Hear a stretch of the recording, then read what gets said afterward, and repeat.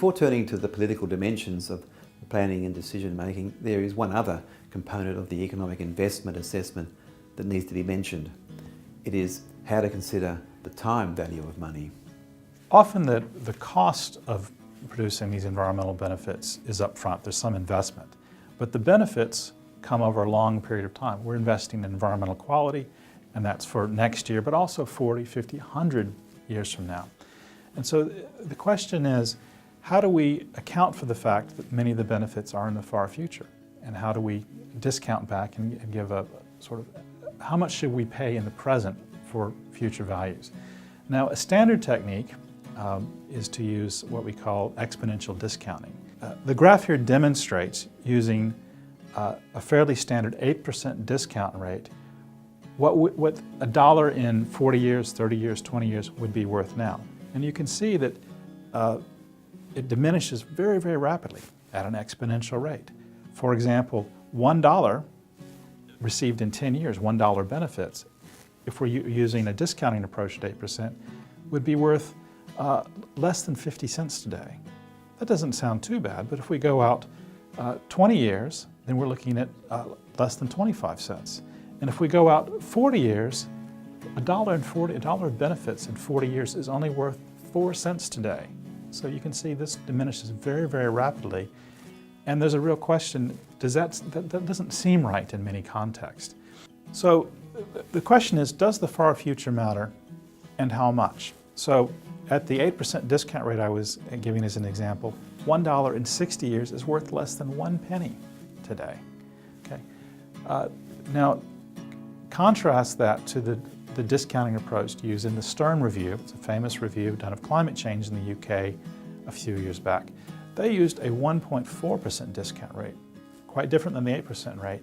And that $1 in 60 years would be worth 43 cents today, right? So that's a 40-fold difference. And so, you know, in the climate change context, the answer of how serious a problem climate change should be perceived today, if you're going to apply discounting, the answer is almost wholly dependent on what discount rate you apply. So of course, getting the right discount rate is a very controversial and contentious subject. So a natural question is, why 8% versus why did Stern use 1.4%? Well, where do these numbers come from? Well, 8% is a fairly standard, it would vary from year to year, but the weighted average cost of capital, or a bond rate, or say in the US context, the regulatory authorities specify a discount rate, but it's supposed to be based on a market instrument.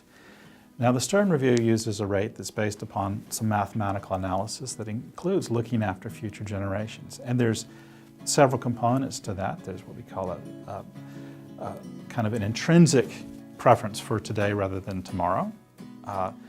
There's how wealthy do we expect future generations to be because of natural economic growth, and then the value of a dollar to someone who is potentially wealthier. For example, the additional value of a dollar, in some sense, to Bill Gates, who's a very wealthy man, would be much less than to, you know, your typical starving student. Okay, and so there's the difference between these approaches comes down to one is the 8% rate would be based upon a market instrument or market bond rate, and the Stern Review uses a formula that has parameters you need to plug in. Well, it turns out this is a very, of course, contentious and controversial because the assumptions that you make determine the outcome almost completely about how much we should value the far future. Of course, Wall Street would be happy with an 8% rate of return, but future generations may have a different view. And one of the big points of difference between using the market rate of interest and the approach Stern did, which is looking at the values to future generations, is exactly, one is a social context, and then the market is more concerned about the returns to individuals now. And of course, those individuals may not be around in 40, 50, 60 years. Of course, in any sort of long-term planning and decision-making, there are lots of uncertainties. We don't know what the environmental situation will be. We don't know what the economic situation will be. We don't even know what the weather will be tomorrow, much less in 20, 30 years. So we have to account for this in our planning. We can't just take kind of the best guess of the future and plan around that. We have to take into account the full range of possibilities.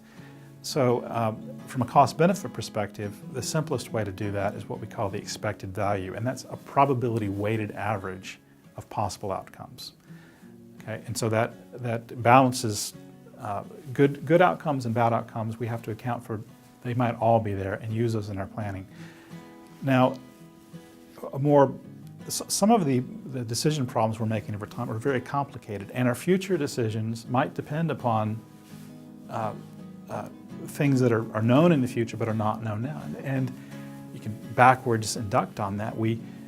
Making decisions now, we know we'll have that flexibility in the future and so forth. So there's some very sophisticated mathematical tools called stochastic dynamic programming to approach that. But oftentimes you don't really see that in day-to-day policy analysis or decision making because it's very complicated. Nevertheless, if you need that, those tools are there, and you can do for investment decisions in particular, say for desalination plants and so forth.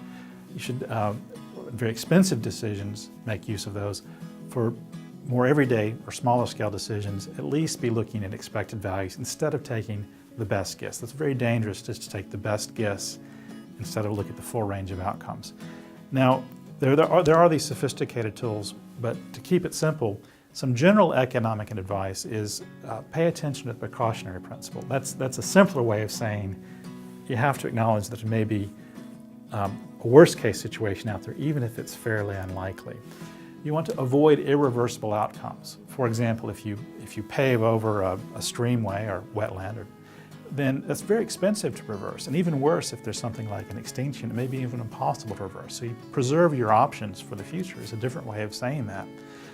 And finally, it's very important, I talk about uncertainty and risk as if we can always put them into a mathematical formula like with stochastic dynamic programming. But there are unknowns. We don't always know what might occur. We can't consider all possibilities. So we can't even formally build that into our decision making, even if we went to high-tech computational. So it's very important to build in resilience to these things that may occur that we don't even know about. So building resilient systems is a very important approach to dealing with uncertainties.